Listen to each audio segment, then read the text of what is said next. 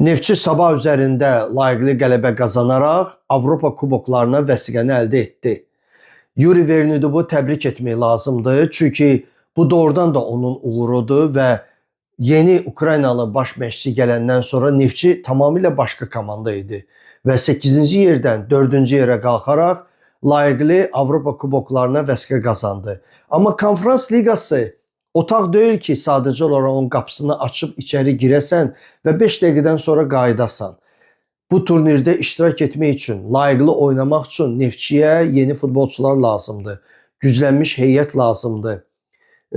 Burada sadəcə olaraq vaxt itirmək, Avropada oynayacağıq deyib sevinmək bir günlüyün işidir, 2 günlüyün işidir. Amma güclü heyət olmasa turnirə getməyin mənası yoxdur.